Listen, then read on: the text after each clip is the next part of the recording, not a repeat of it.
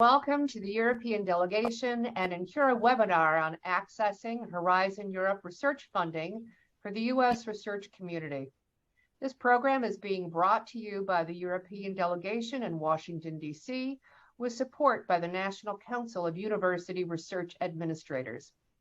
As NCURA members know, our mission is to advance and support the profession of research administration and management, both in the United States and abroad. If you're not yet familiar with NCURA, we'll be sharing some of our resources at the end of today's program. I'm Kathleen Larmet, Executive Director of NCURA, and I thank you for joining us today.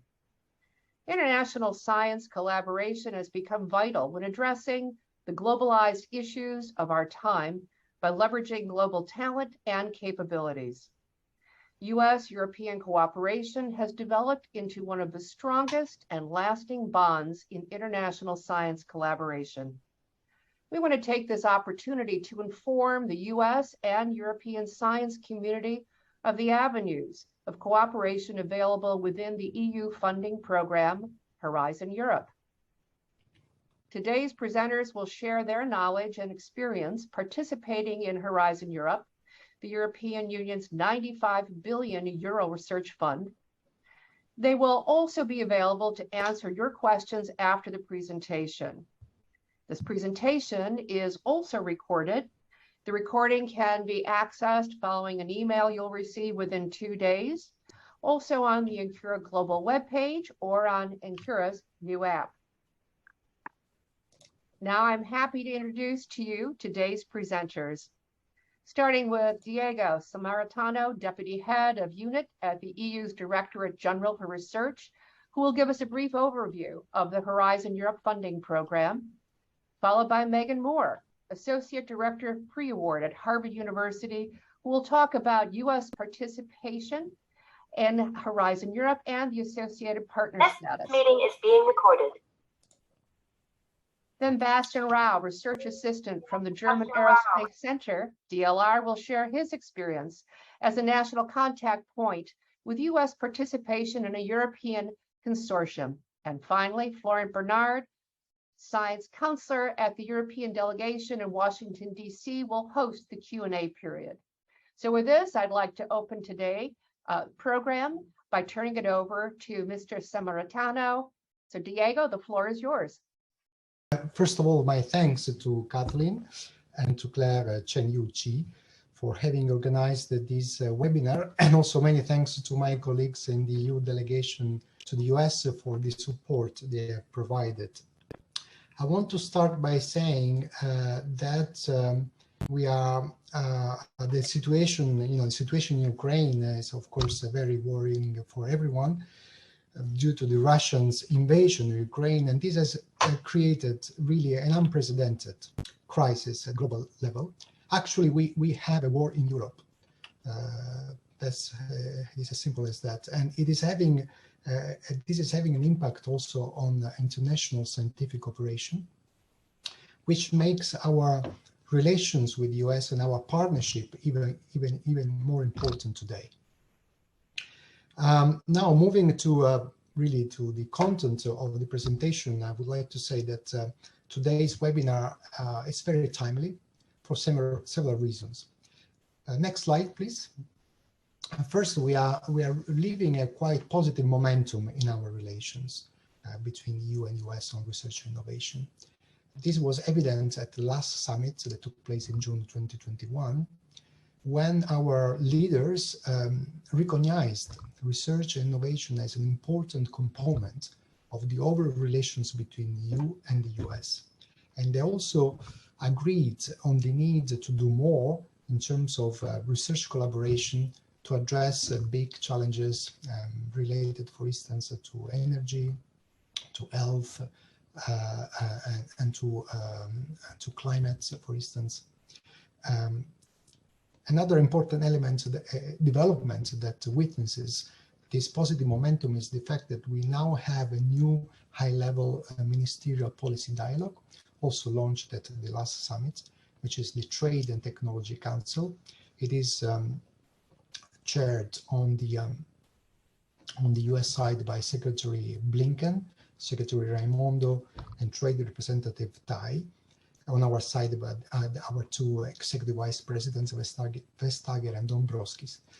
And within this ministerial level policy dialogue, we are pursuing also cooperation in research and innovation, in particular in the area of climate and clean technologies. Then we have, of course, important element is Horizon Europe, which is a larger program open to international cooperation and to the participation of US researchers. And last but not least, the US is is a key, is one of our most important partner countries. And this is clearly also highlighted in our new strategy for research and cooperation, which is called the Global Approach. It's based on a Commission communication. And you may wonder, what is a Commission communication? It is actually a policy, a formal policy document that is prepared by the Commission. In this case, it's about international cooperation in research and innovation. And this document then has been endorsed by the Council and by the European Parliament. Next. We work, next slide, please. So we work with the US in different ways, using different cooperation modalities. Previous one, please. First of all, on the bilateral, we work bilaterally and multilaterally with the US.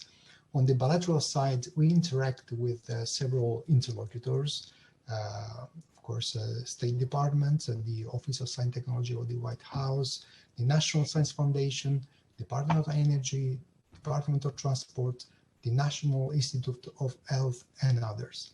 And with each of these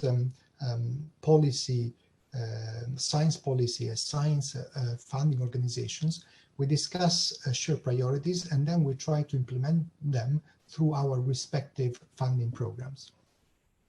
On the multilateral level, of course, there are many countries involved from all over the world, but our relationship with the US is a special one. We work as close partners so that we can advance our priorities within these multilateral dialogues, and we can influence and steer, if you like, the agenda also of the other countries participating, so that we can serve our respective interests. One example for all is the All Atlantic Ocean Research Alliance, where we promote ocean research, of course, and trying to better understand the interaction between the oceans and climate, and to reduce the impact of pollution on the oceans, to preserve the marine ecosystems and biodiversity. And within this multilateral initiative, the partnership with the US is very important, and we are going to sign an important declaration in July in Washington, DC, again at ministerial level. Let me mention, to conclude this initial part on the, if you like, policy context, the fact that we have now putting a lot of emphasis on values and principles for international cooperation in research and innovation. This is at the heart of our global approach. Here we are talking about, for instance, academic autonomy, research integrity, ethics, gender balance, and several other key values and principles which should be at the basis of international cooperation. So this has become really a top priority at political level in Europe, and we are now initiating a dialogue with our main partner countries around the world to develop a shared understanding and, if you like, a joint commitment to pursue these values. And the US, obviously, is one of our most important partners in this endeavor. Next slide. Now, in a nutshell, Horizon Europe is a large funding program with a large, very important budget, 95 billion euro over the 7-year period between 2021 and 2027. The program covers all the areas of research from excellent science to the global challenges, and to widening participation, which is more, if you like, something which is important within Europe. And it is implemented through what we call the work programs that are published on a biannual basis, so every 2 years. And for the period of 2021-2022, we have published almost 1,000 topics. And virtually all of these topics are open to the participation of US organizations. Next. Now, this is the architecture of Horizon Europe. It can look a little bit complex, but let me just focus on the three pillars. The first one is excellent science. This is intended to promote precisely excellence science through the European Research Council grants for blue sky research, then the Marie Sklodowska-Curie actions, which are targeting more, which are providing support for the mobility of researchers. And then we also cover the actions targeting research infrastructures under this pillar.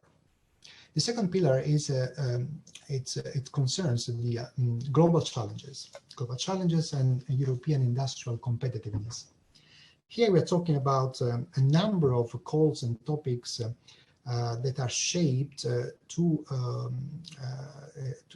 address the biggest problems of our societies and biggest challenges. And the idea is to, to have research, if you like, at the service of broader policy objectives.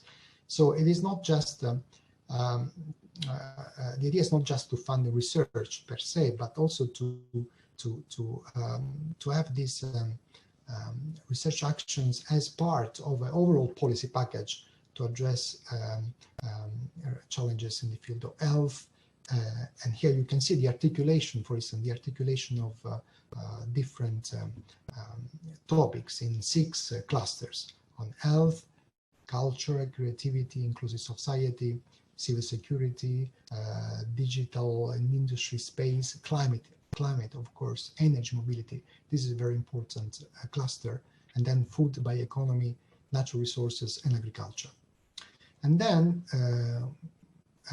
the third pillar is about innovation. Innovation. This is there is a big important novelty in Horizon Europe is the fact that now we have the European Innovation Council in place. It's a kind of a separate agency, but it's part of the European Commission. And the European Innovation Council has the task of providing support for developing breakthrough innovation, including through the provision of venture capital to SMEs and to companies. And this is something new that the Commission is pursuing.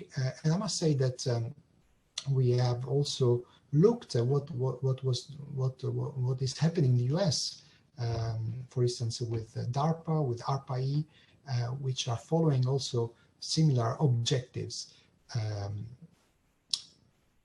Then next, okay. So as I said, 1,000 topics were published for the period of 2021-2022. Of these 1,000, there are 200 plus topics that are targeting specifically international cooperation, either by referring to specific countries or regions, or by, if you like, translating the priorities set in the multilateral dialogues into concrete actions in the work program. So, so this is one, if you like, one important element showing the international, if you like, the international aspects of Horizon Europe. Next slide. And now we move to a part which I think can be also very interesting for you. because here I put on the slide some examples of topics in the current work program which are targeting specifically the cooperation with the US. So in these topics, the United States of America are mentioned in the text of the calls as, if you like, as a country that is considered a priority for the call. And this will inevitably, and fortunately, it will encourage the European partners to prepare proposals, in particular by including the American colleagues, and to build, if you like, transatlantic partnership when submitting proposals, which will result in projects selected and funded at the end of the day. In all these topics, the project selected, for the project selected, the US organizations do not receive funding. So they have to bring their own funding from their own resources or provided by some research funding organizations in the US. Next. Few examples about Cluster 5, where there are several topics targeting cooperation with the US. Next. Cluster 6, the same. I cannot go into the details. I mean, we don't have the time to do so. And next. And I left the Cluster 1 at the end, not because we have problems with counting, but because Cluster 1 is different. In Cluster 1, which is about health research, the Commission exceptionally provides funding to the US research organizations that are part of the selected projects. And this is because we have an agreement with the National Institute of Health, whereby the NIH funds the European researchers participating in their projects, and the Commission does the same for the Americans joining the projects selected under Horizon Europe. This cluster provides really a lot of opportunities for cooperation, for substantial cooperation on health research, because here we are talking about 50+ topics for the period of 2021-2022. Of course, now we are in mid-2022, so many deadlines have already passed, but there are still few deadlines available for the second part of the year, and especially the new work program 2023-2024 will certainly present the same opportunities, as we will follow a similar approach. Next. Next. There are several steps. Next. Next. So now moving to the ERC. Okay, we can, this is ERC, as I said at the beginning, is about funding and excellent research, irrespectively of the thematic areas. So the idea is to provide substantial financial support for blue sky research to researchers from of any nationality and different ages, of course, and making proposals in any field. Next.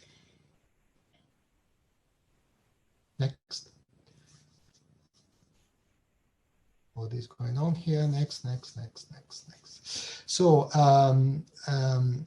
I put here the different schematically, I mean, different types of ERC grants available, because there is not much time to go into each, if you like, in each category. So the financial support is, first of all, is very substantial, ranging from 1.5 million euro for the starting grants to 10 million euro for the synergy grant. And the amount of funding and the conditions, they vary according to the different stage in the researcher career.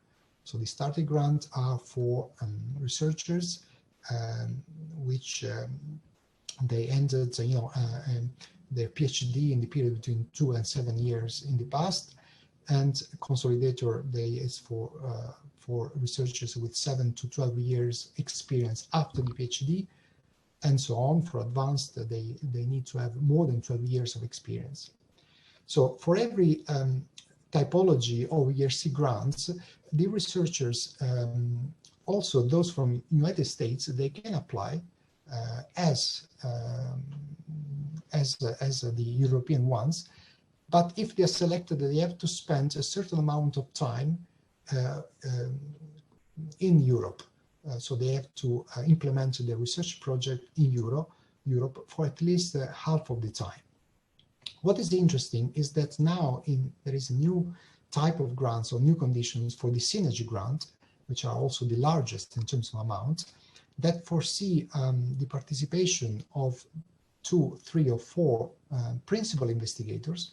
And one of these principal investigators can be from a non-EU country. In this case, the non-EU ERC grantee does not need to spend half of the time in Europe, but can implement the project from his home country. So this is particularly interesting for US researchers that can participate in a substantial research project with European principal investigators and implement the work from the US. Next. Well, quickly on Marie Sklodowska-Curie actions, there are several possibilities. Here, the emphasis is on mobility. Mobility for European researchers going to the US and vice versa for US researchers coming to European universities and research organizations. And especially the global fellowships are interesting because they allow researchers from the two sides of the Atlantic to receive training and to actually conduct substantial research in partner institutions on the other side of the Atlantic. Next. Yes, I will not spend time on this. This simply shows that the US is the most important international partner country in Horizon Europe. What is interesting here is the success rate, which is higher for US applicants than EU average, and also the fact that Marie Sklodowska-Curie actions, they have the lion's share, but we are also more than 500 participations in research and innovation projects. Next. Now, I would like to conclude with something a little bit more technical, but it's important. This is about new rules in Horizon Europe concerning the participation of US organizations in research and innovation projects and in Marie Sklodowska-Curie actions. Now, US partners, they do not need to sign the model grant agreement any longer, which is the contract that defines all the rules concerning the implementation of the project with the European Commission. But only the beneficiaries, so only the European organizations that receive funding have a contractual relationship with the granting authority, which is the Commission or a specific agency appointed by the Commission. So this means that the US organizations do not have a contractual relation with the Commission, but they must have an arrangement either with the consortium as a whole or with one or more partners in consortium. Therefore, this simplifies a lot the way the interaction and also the contractual relationship, and there are less obligations, of course, for US research organizations. This applies to non-funded US organizations, but those who receive funding, for instance, in the field of health, in that case, they have to sign a model grant agreement and they are subject to all the rules as all the other European beneficiaries. Next, and now we are at the end. I would like to conclude them by saying not only thank you, but also by stressing that in addition to the opportunities that I try to illustrate, we believe there is a huge potential huge potential for cooperation with the US. So we are trying to work with our US interlocutors to even to increase further these opportunities, and so that we can further reinforce our long-standing links and cooperation with the US. Thank you. Thank you very much, Diego Samaritano, for this excellent overview of Horizon Europe program. I'm Florent Bernard, I'm the Science Counselor here at the EU Delegation in Washington, D.C., and I'm going to introduce to you our next speaker. It will be Megan Moore, Associate Director at Pre-Award at Harvard University. Megan will focus actually on the last points that Diego made on US participation and understanding of the associated partner status and grant agreement in Horizon Europe. Megan, thank you very much for joining us today. We're delighted that you could make it, and we are listening to you now. Thank you very much. So again, my name is Megan Moore, and I am the Associate Director for Pre-Award within the Office for Sponsored Programs at Harvard University. So I'm going to be touching on Harvard's experience participating as a U.S. institution under European Commission funding. So I'm going to begin with just a brief introduction to Harvard's experience and model for engagement under the European Commission Framework Program, move into Horizon Europe Consortium and grant agreement structure and specific opportunities for U.S. participation, and then best practices both at the project and institutional level for managing Horizon Europe awards. So Harvard has hosted Marie Curie Fellows since at least the early 2000s and has otherwise long benefited from intellectual exchange with our European colleagues, supported by European Commission funding. Harvard's participation as a beneficiary under European Commission funding specifically dates back to 2011 under Framework Program 7. Our first award was originally accepted by the university's governing entity, but even at that time, university leadership identified the need for a more scalable model that better accounted for certain of the challenges and exposures to risk that they saw as being imposed by the university's acceptance of then standard European Commission terms. Their primary concern being the potential for joint and several liability among consortium members for performance of the project. So in recognition of this need for a more innovative approach, it was equipped to support our faculty's increasingly international footprint while mitigating institutional risk. Harvard Global was formed in 2012 as a separate US 501c3 entity, which was at that time and continues to be contracted to serve certain international grant management needs for the Harvard community. Later in 2012, Harvard Global was validated as an organization eligible to apply for and participate on European Commission funded projects. And beginning in 2013, Harvard transferred its existing European Commission funding to Harvard Global and continues to second certain of its international funding operations to the Harvard Global entity today.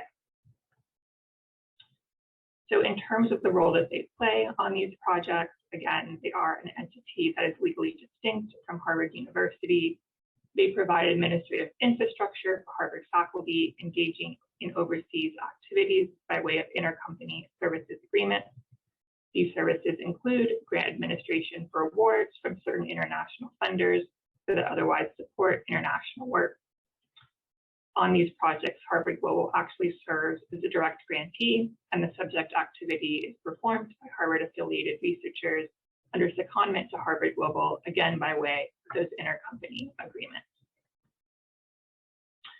So now that I've provided a brief overview of our grants management experience and infrastructure, I'm going to expand upon the basics of the Horizon Europe Project Consortium model. So when I'm talking about a consortia, what I'm referring to are the network of beneficiaries, associated partners, subcontractors, and other entities that perform work on a European Commission funded project. So a quick lesson here, some common terminology. The coordinator or lead beneficiary under a European consortium is akin to a prime recipient in US speak. Beneficiaries are more like subrecipients in that they receive funding and sign on to the full scope of obligations under both the grant agreement and consortium agreement. Associated partners are named unfunded collaborators, and subcontractors are what we in the US refer to as vendors or service providers. And for the next few slides, we'll be walking through the award documentation that formalizes the roles of the coordinator and other beneficiaries. So in terms of the requisite award documentation, each consortium is bound by both a grant agreement and a consortium agreement. So the grant agreement is the contractual document that's signed by the European Commission or one of its executive agencies and each of the beneficiaries. The negotiation of the agreement itself is formalized by the coordinator and the European Commission, and then each beneficiary signs an accession to the final agreement. The consortium agreement is also required, and it is negotiated and signed among the beneficiaries only. So there's slightly more flexibility with respect to the terms, and it sets forth the rules of the collaboration, including governance, meeting cadence, how IP is to be handled among the participating parties, and similar aspects of project management. Note that these agreements do not typically bind entities participating as anything other than a beneficiary. That is, while all participants' work will be expected to comply with the applicable terms of these agreements, only the beneficiaries, as Diego noted, are legally bound to the obligations of the grant agreement or liable for its performance. And I'll talk more about that distinction in a moment. So drilling down to the structure of the grant agreement, this document, as of Horizon Europe, is considered a corporate model in that it's applicable across European Commission funding programs. It's comprised of a data sheet that provides a summary of grant-specific information, and then a series of standard articles that are grouped into 6 chapters. The corollary under the US funding regime would actually be if your standard NIH notice of award also contained the relevant parts of the grant's policy statement, in that the Horizon Europe Model Grant Agreement is setting forth not only the specific project terms, but establishing the overarching program rules. The grant agreement is further accompanied by a series of annexes and exhibits, including the project description, estimated budget, and model financial statement. Under Annex 5 is where you'll find the rules specific to Horizon Europe, including research security and integrity provisions, IP rights, requirements for sharing and dissemination of data, as well as any rules specific to that call or funding scheme.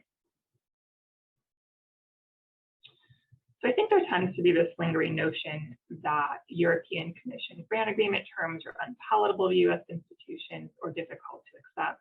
While I don't want to downplay the challenges that accepting European Commission funding can impose, and which I'll talk through both on this slide and later when I discuss best practices, I think it helps to keep in mind that effective communication and really translation of the requirements, that is, what parallels can be drawn with our own standard practices and procedures, can ease much of the perceived burden.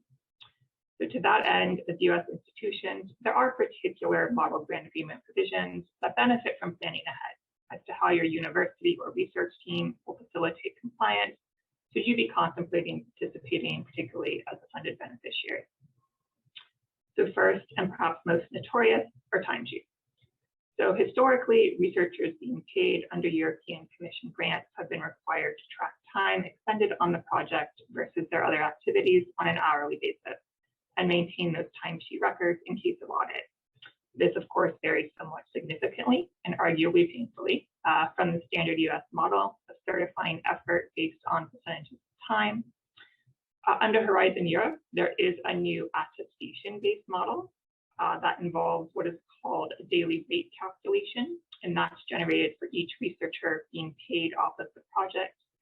I will admit that at least at Harvard, and I think this will probably be the same for other US institutions, given that we don't track time at the hourly level of granularity, nor are faculty level appointments for a certain number of hours, we are struggling a bit with how we will substantiate these attestations and daily rate calculations without timesheets, even though they are no longer expressly required. But I suppose that only kind of underscores the point that standard institutional practices are often what complicates otherwise mundane and arguably improved requirements under the grant agreement. Equipment in the US, we are accustomed under federal awards to being able to budget for the purchase of necessary equipment up front rather than recouping depreciation costs, which is the standard under the European Commission model. Again, not an insurmountable issue, but it does represent a different cost outlay and approach at the project outset. Audit requirements, certainly not that we are unaccustomed to being audited, but the requirements differ and present an added hurdle and cost for funded beneficiaries, which necessitates that we are budgeting for such expenses upfront. Facilities administrative costs, European Commission awards apply a flat 25% IDC rate. That's often less, and in many cases substantially less, than the federal rates our institutions have negotiated with the US government, which means that there is going to be a discrepancy that may need to be made up or at least accounted for internally. Currency, perhaps an obvious one. European Commission grant agreements are paid in euros.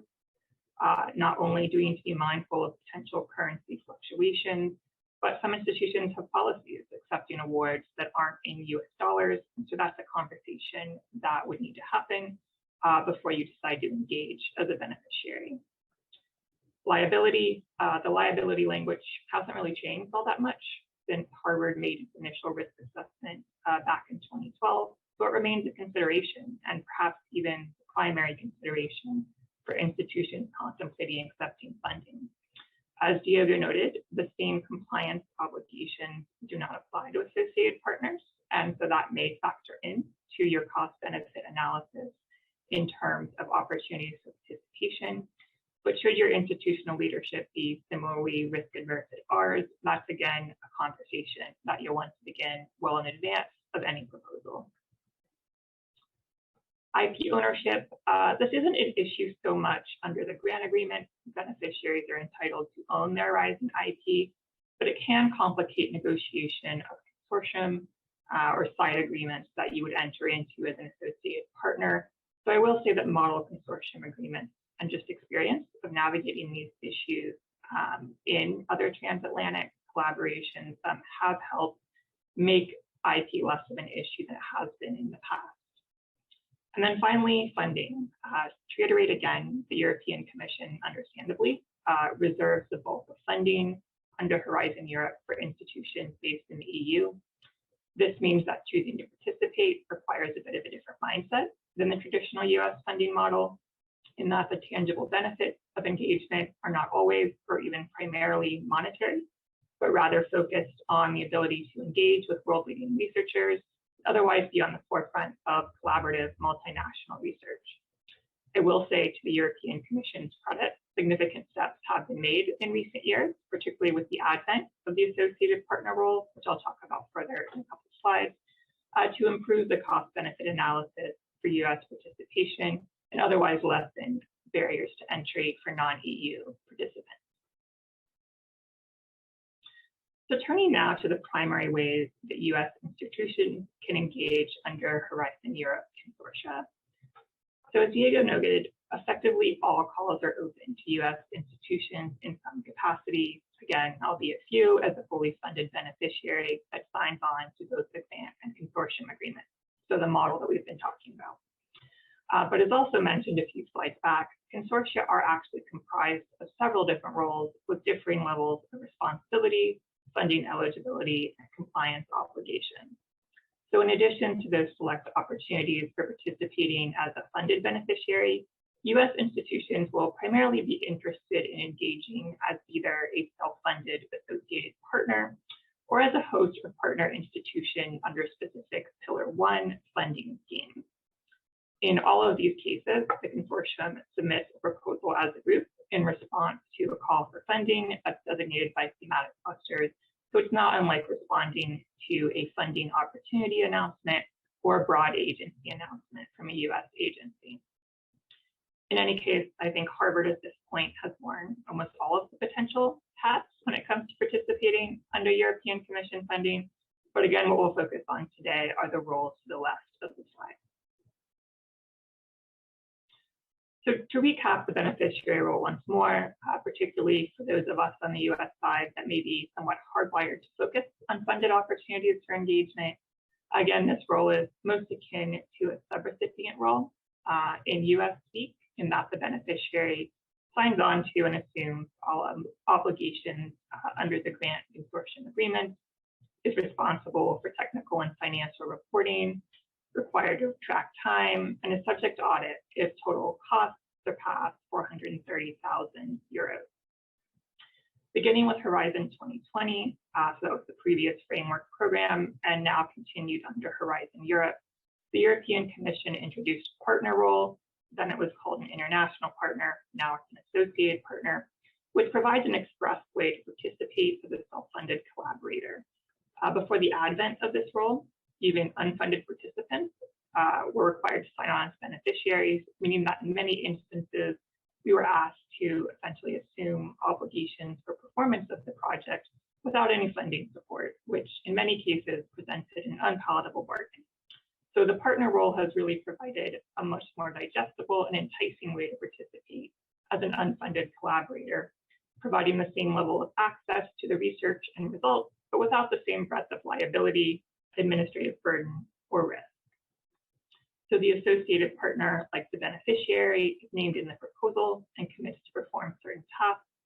However, they do not declare costs, and while they must ensure that certain of the model grant agreement obligations are followed, given that writ large, of course, both the grant agreement and consortium agreement apply to the project as a whole, they do not sign on to those agreements or have the same liability for performance of the full project. In certain years, I actually think all of Harvard's outgoing proposals have been as an associated partner. So we have seen that shift somewhat as opportunities, particularly under the health track and the European Research Council Synergy Grant Program, have expanded options for funded participation. So turning now to the specific Pillar 1 funding schemes, as Diego also discussed, the European Research Council has historically supported researchers from across the globe in performing research at host institutions within the European Union. As of 2019, the ERC Synergy Grant Program expanded to allow participation by researchers at US host institutions as well, in collaboration with at least 2 other European Union-based research partners. Marie Curie actions are perhaps the most well-known of European Commission programs within the US, and are often the way that most US institutions first become involved in European Commission framework program funding. And indeed, they remain a great starting point for getting more accustomed to the structure of EC-sponsored programs. And under these awards, EU researchers do receive full support to spend up to 2 years in a US lab. So Diego already covered much of this, but the ERC targets collaborative, high-risk, high-gain projects that are funded at a high level for multiple years and purposely involve multinational collaboration. The primary considerations here for US institutions are that we are required to sign on to the grant agreement and a collaboration agreement with other project participants, as well as execute a supplementary agreement with the PI that we are hosting. The proposal must further demonstrate that the research cannot be carried out by a single PI working alone. And for US PIs, it does again require a 30% commitment of total effort. Again, many of the Marie Curie details were already covered, but participation as a host institution is a great entry point to Horizon Europe, given that these awards do provide full funding for a postdoc or more senior European researcher to receive training and conduct research for 1 to 2 years in the US. As host institution at the proposal stage, we are required to submit a letter of support detailing our mentor PI's expertise, research, and training, or I should say, and the training that they will provide. If awarded, we then enter into a partnership agreement with the home institution, establishing the duration of the secondment, how funding will be managed, all of that kind of project management-based considerations. And then finally, as host institution, we do host the fellow for 12 to 24 months, and are obligated to provide the same resources and support that are made available to other researchers within that department. So for example, if other fellows within the department get a benefits eligible appointment and an office, then we owe that to the Marie Curie Fellow as well. There are a number of considerations when contemplating participating as a host institution under Marie Curie actions as well, certain of which are incumbent on the fellow. From an institutional perspective, what I will highlight is the management of funds. It's usually advantageous for the home institution to pay any costs owed directly to the researcher, so salary, benefits, etc., given the U.S. income tax implications. Similarly, it's easier for us in the U.S. host institution to manage what's called the research, training, and networking costs for the researcher, so essentially their direct costs, while they are in the U.S. There are management and IDC costs available under these awards, and they're typically highly negotiated, but we do usually try to push for the portion that is applicable to the outgoing phase, so that is when the researcher is in the U.S. IP, this is the one scenario where IP can get somewhat tricky, and it's important to get ahead of any potential conflicts up front. In our experience, there is one mutually palatable way to handle IP under these fellowships, and that's for us as hosts to jointly own any arising results with the fellow or home institution. But that also means that, particularly when a fellow will be training under a mentor in the hard sciences, that we were looping in our tech transfer office before we commit to serving as hosts to ensure that the research won't compromise any of the mentor's background IP. So I want to close just by touching on strategies for managing participation that we found helpful over the years. And I first want to reiterate the why of taking on the complexities of these grants. The benefits that European Commission funded multinational consortiums can offer our researchers are many. They facilitate multinational solutions to the world's most complex problems, fostering a global academic community. They provide increased opportunities for researcher training and engagement through participation in diverse project consortiums, furthering the exchange of knowledge. They establish a ready network of collaborators to help inform future research and proposal submissions, and they support the development and training of younger, mid-career, and even senior researchers on an international scale. In terms of best practices, engage early and often, particularly by formalizing lines of both researcher to researcher and administrator to administrator communication early in the proposal development process. Whether you're participating as a beneficiary, an associate partner, or a host institution, I strongly suggest getting access to the proposal documentation in the EU Funding and Tenders portal so that you can help to scope your institution's role in that documentation. This includes understanding the options or potential roles for participation and requirements, including whether your institution is eligible for funding and what documentation accordingly may be required. Finally, be your own advocate. Make sure that you are conversant in the applicable funding terminology and ensure that your institution and role in the project are appropriately represented at the outset, including with respect to any funding or time commitment. Once an award has been made, maintain up-to-date documentation throughout the life of the project, not only to satisfy reporting requirements, but we have found that we tend to be at a high risk for audit when participating as a funded beneficiary.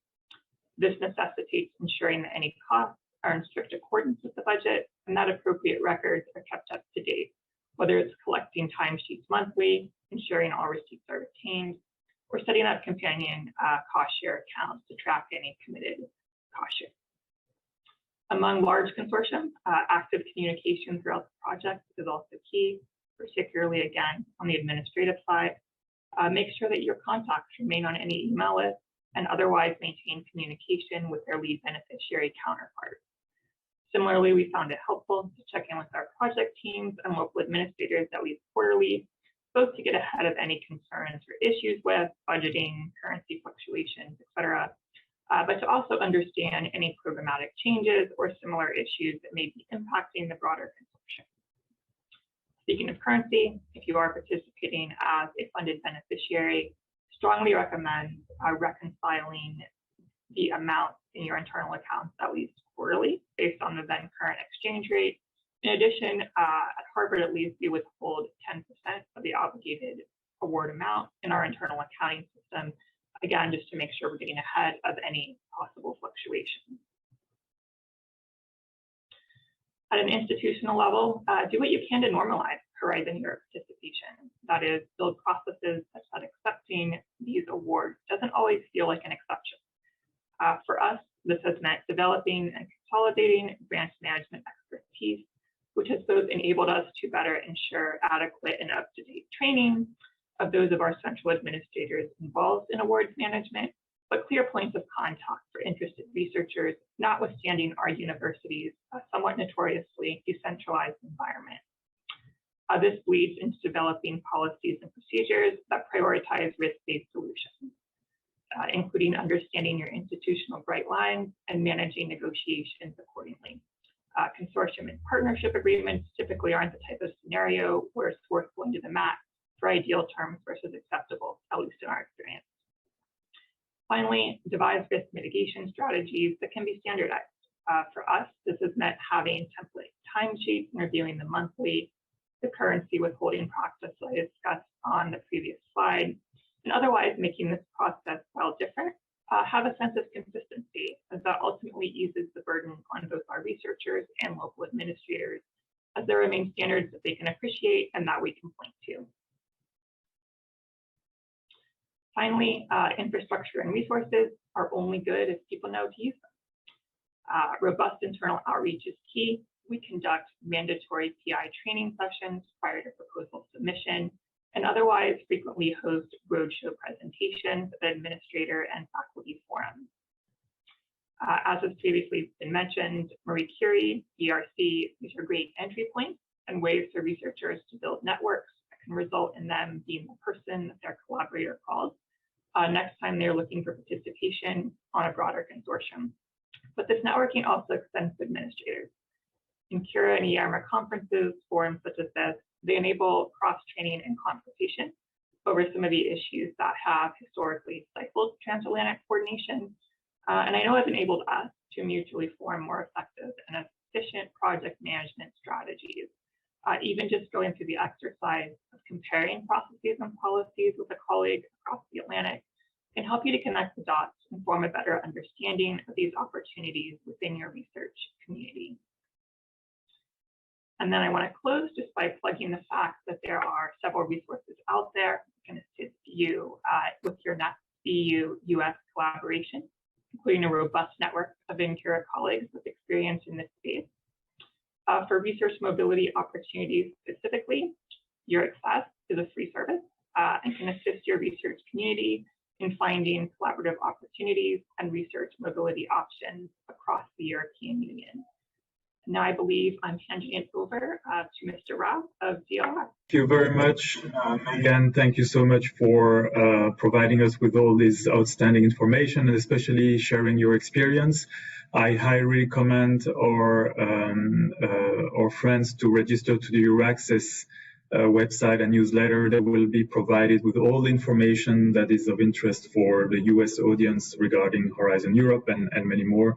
And also EURAXESS is organizing on a regular basis seminars and webinars that you can attend on ERC grants or Maris Skłodowska-Curie grants. So please do that. I highly recommend that.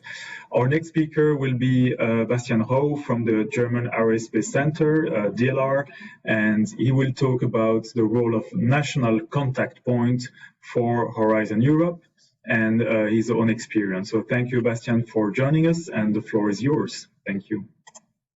Thank you so much, Flo, and thanks for having me here. My name is Bastian Rau. I'm working at the German Aerospace Center as a DLR, and I'm working as an NCP, National Contact Point, and in my case, it's for legal and financial issues. So what is the National Contact Point? The National Contact Point Network is officially nominated by the European Commission and funded by the respective government. So in my case, it's the German government. It's a Federal Ministry of Education and Research. And what do the National Contact Points do? We offer free and confidential advice by email, phone, in person, including proofreading of draft proposals. We participate and organized information events, applicant workshops, brokerage events, and informations on website and newsletter. Most of the informations are also available in English. There are several English-speaking countries in Europe, so you can, I highly recommend that you look out for their web presentation. And the NCPs as a role, we are there to ensure a much better cooperation within our countries. So National Contact Point from Germany will help normally German participants in Horizon Europe projects. We are also dealing directly with the European Commission. We are consulting on the European Framework Program for Research and Innovation.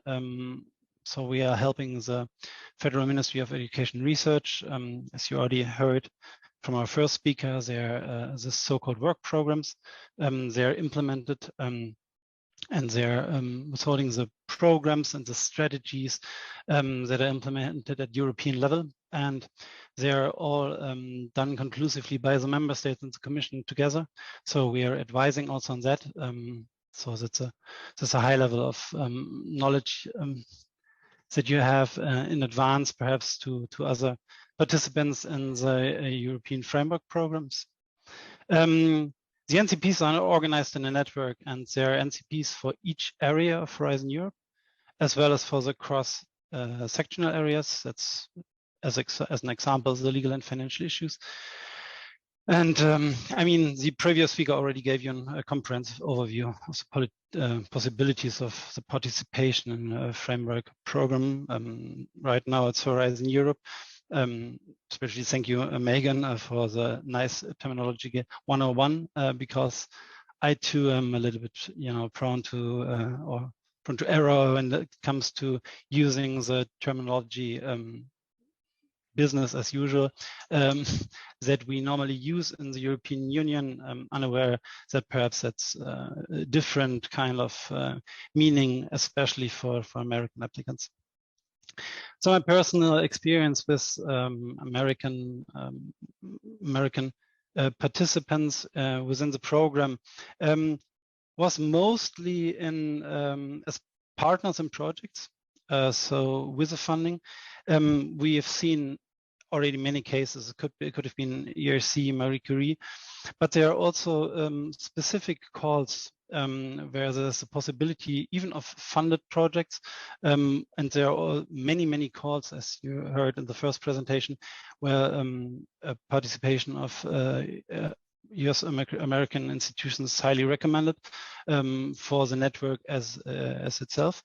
But there's also the possibility that you can be a partner in any project without funding, or if the work you are doing is necessary for the project implementation. So that means you're a core partner, or something you do or can do, or some IPR you are holding is vital for that research project. Then it can be in very rare cases that a US institution can be eligible for funding in a project. The associate partners is quite new for us, and there are not so many rules involved as with partners in a project. Partners in a project, there's always seeing a little bit more to think about. There's a specific article, for example, in the Model Grant Agreement, Article 10.1. Always remember there are some extra rules for non-EU member states, and some rules are, a little bit less extensive, like they are for participants. Like Megan Moore already mentioned, the first and most important advice I could give you is that you check in advance with your legal department if your organization is able to participate under the rules of Horizon Europe. That's many times this has been the biggest obstacle for cooperation, especially in the past. It's getting better and better because, like we already heard, the European Commission is trying to open up the program for other countries. It's the first time in the history of the framework programs, that it's possible that not only European or neighborhood partner countries are become associated, but also other countries. So there are currently negotiations, for example, with Canada, for that they are trying to be an associated partner from Horizon Europe. So that would mean that they would be eligible for funding within Horizon Europe, but it's still a long way to go. But it's the first time, and we are, I mean, the Commission is opening more and more up to the idea of more international research within the project. Other possibilities are always subcontractors, like I heard, would be, you would call it a little bit different. That means that you have a task or part of the task that you provide with your institution, and the European institutions simply paying the bill. There are different smaller ways to get into a project. Best way, I agree with all the previous speaker, would be as associated partners or in Marie Skłodowska-Curie, where there are established rules for participation for US American participants, but also something that it's a little bit lighter from the approach. From my side, I can tell you by experience, we are holding workshops that are up to normally 1 day, half a day, one day, just on legal and financial issues within the framework program, just to explain it to all the participants, you know, gives them a better understanding of learning all the rules within Horizon 2020. And so it's not just for you, Megan, that these rules are sometimes a little bit obscure and not easy to understand. There's the same problems with all many industrial partners in Horizon Europe. So we are experiencing different problems, but we are not so easy ongoing for the associate partner role, because many people or many organizations still strive for the funding the European Commission provides, which is quite substantial, and they are also doing it on compared to, for example, German national level, very close to the market, whereas in German national funding is just up to a certain point, and then they are very consistent, very hard rules to get more funding, to get your project closer to the market. So there's a lot you can gain from participating in Horizon Europe or the other framework programs in of the European Commission. Especially, you know, networking is a big aspect. You already mentioned it, IPR. That's most of the time, these were the reasons why American institutions participated in projects I witnessed. So they needed the networks, the extensive collaborative research, and you know, get your name up the screen by many very good researchers from all around Europe. So it's not only good from a financial point, which it's not so easy as an American partner as it is for a European partner, but also there are other opportunities you can gain by participating in Horizon Europe. I would say that's a very brief and short overview over the experience as NCPs.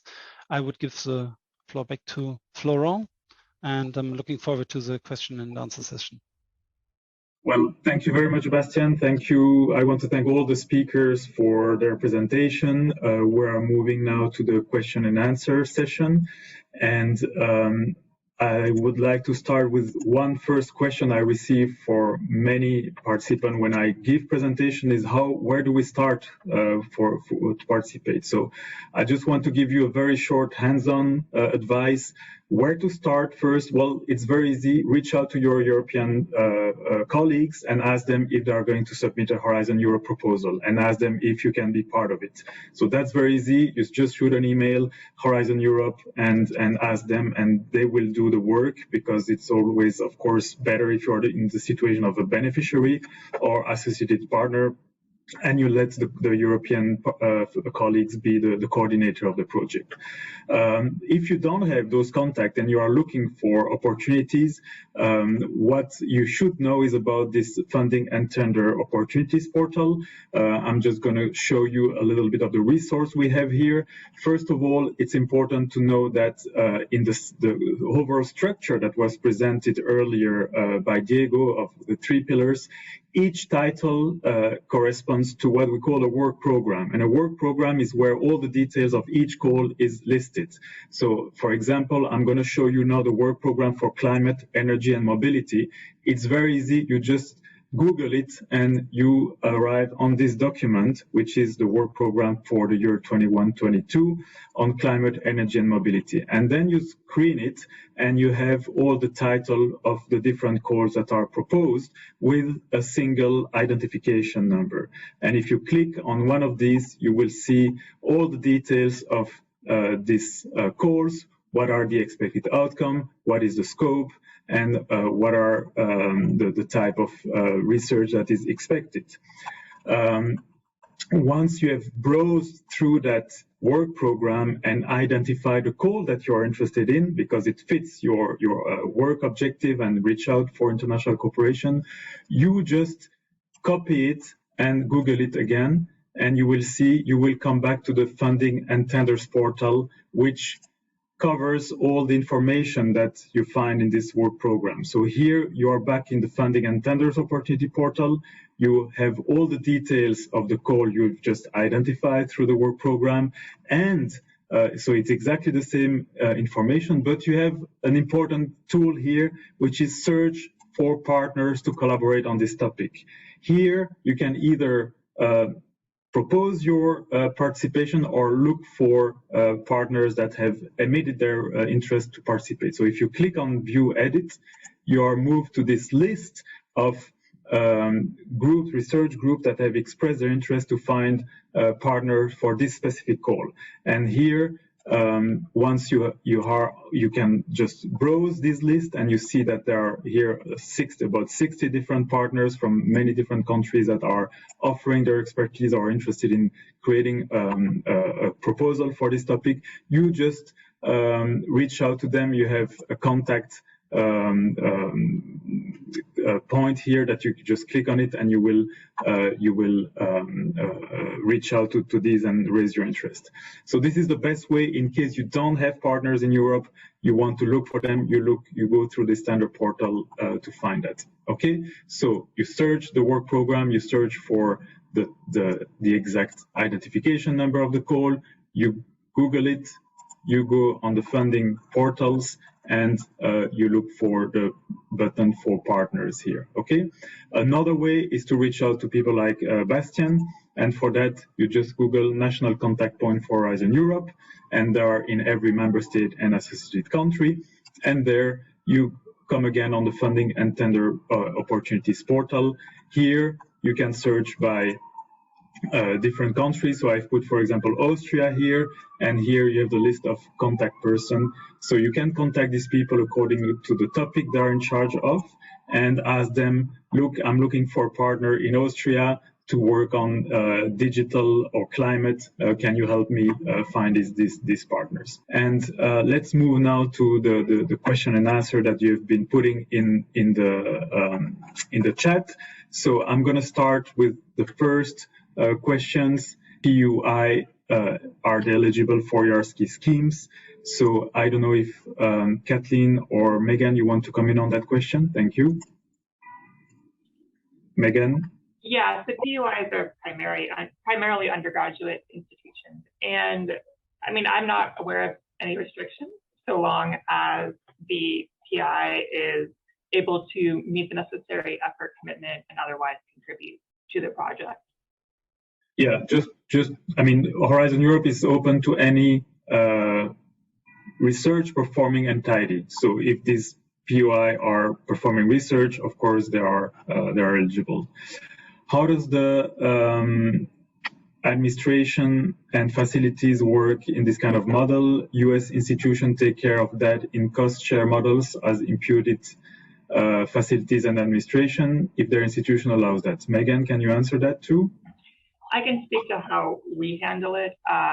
Obviously, the standard 25% IDC under European Commission awards is significantly less than our federally negotiated rate. Our varying schools or faculties have different rules on whether that must be essentially made up from other sources internally, or if they're willing to grant a waiver and simply accept the 25% IDC. But long story short, we manage that discrepancy internally. Okay, thank you very much. Another question for you. What US institutional approval is required at the proposal stage for researchers participating as associated partners? This is a relatively scary answer, none, which is why it's important to engage with your research teams up front to understand not only what they're committing to, but what they may be committing your institution to. But associated partners are named in the proposal, and there will be a description of the work that they are to perform. So again, important to engage with your collaborators, even if you are an associated partner, and make sure that you're routing essentially that statement of work or that commitment through your internal approval processes, given that the EU funding and tenders portal isn't going to require an AOR sign-up. Okay, excellent. Another question I can't help answering, but what is the most common way to participate in Horizon for US participant? Is it beneficiary, associated partner, or subcontractor? I think increasingly associated partner, just because of the limited availability of funded beneficiary opportunities. So again, they are increasing. And I think the more streamlined model that the associated partner role presents, I would say currently we have about an equal number of both. It really just depends on the year, the work program, and kind of our researcher interest as to who comes to us hoping to participate. And I don't know that I have a preference. They're all equally enjoyable and engaging roles to play on these consortia. Yeah, if I can add to that, thank you, Megan. If I can add to that, so basically, if you are going to receive funds from the European Commission, you must be beneficiary. If you don't, you may be either beneficiary or associated partner, but of course, associated partner is easier. You may not be subcontractor if you are performing research. Subcontractor is really if you are just providing a service. Typically subcontractor, if we have big event, would be the catering or something like that. But it's really for a very specific service that so you may not be subcontractor as a partner to become a partner of a project. I think that's important to clarify that. I was going to add quickly that if we're not receiving funding, our vast preference is to participate as an associate partner rather than effectively an unfunded beneficiary.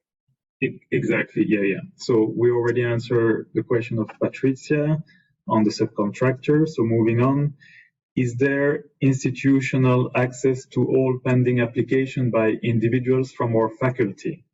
In the past, we could not find application unless an individual was granted access, and we would need to review all applications for institution through a central email. I'm not sure I understand the question, Megan. I don't know if you are experienced with this type of question. We have likewise experienced this painful hurdle. Yes, so to have kind of access for the full proposal documentation, you do essentially need to be added as a project contact in the funding and tenders portal. And if there's a workaround, I would likewise certainly be interested in hearing it. You can also generally see a list of proposals that your institution has been added to if you are the leader or otherwise have kind of that higher level administrative access. In terms of being able to get into the proposal documentation, you do need to be added. Okay, thank you. I can add to that, perhaps. Completely agree with me, Megan. We have the same problem in Germany and other European countries. There's no workaround, no known workaround. The Commission is aware of the problem and they are working on it for quite a long time now. So that's not possible. The leader can see all the calls where they have an individual application, but not more. You need to be the legal entity appointed representative, and that role is permitted to one person for the whole institution. Yeah, that's correct for any legal entity. Thank you, Bastian. Last question here in the chat. In the funding and tenders portal, it appears that there is the option to filter by international collaboration. Is there, however, a list which contain all the opportunities where the EU is willing to fund US institutions to take part in the partnership? Well, that's very easy. The only, in Pillar 2, the only cluster where the EU will automatically fund US participant is the health cluster. For the others, US participation is open to all of the calls that are presented, and funding may happen under exceptional circumstances in case the US participant is providing a facility that does not exist in Europe and is deemed essential to the success of the project. But in all the other cases, the US participant will need to bring her or his own funding to the project. For Mary's Klodowska-Curie action, the grants, the postdoc grants where we are sending European residents to the US, the European Commission is paying for that, and where we are hosting US residents in Europe, the European Commission is also funding that. So that's answered the question. I don't see any other question. Florent? And yes, Diego, take the floor. Just to add also that for the ERC grants, the US researchers are eligible for funding. So that's also an important part of the program, which is open to US researchers, and they are eligible. Yeah. Yes, absolutely, Diego, you're right. With the little detail that this has to, the ERC grants are eligible for anyone around the world to be hosted by EU institution. However, in the case of senior grants, more advanced grants, the PI may have part-time work in the institution where he or she resides currently, so there is flexibility for that. So that answered the question. And I don't see any other question here. For US institution involvement, what are some priority topics on the policy level? Will there be upcoming calls related to Green Deal, climate related requires US participation? So this is, Diego, I don't know if you want to answer that question, or should I go? Okay, I will answer. So we are in the process of drafting the new for the year 23-24. We're consulting with our international partners, of course, and we're having bilateral discussion on that. Just to remind that any calls that we're going to publish are open for US participation. We might have some focus cooperation, of course, on strategic activities, but these are still to be determined. We can expect that, of course, in clean energy, Green Deal, and climate, but also in health-related domain, where we have already had a very strong collaboration with the US.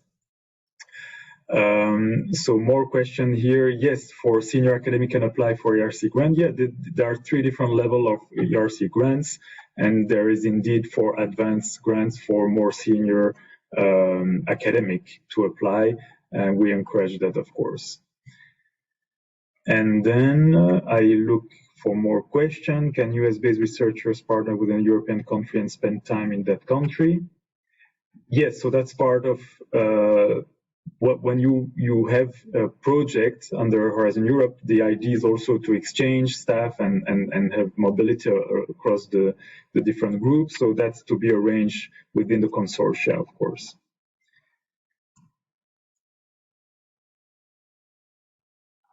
And I think this is it, unless my colleagues tell me that I've missed a question. And I'm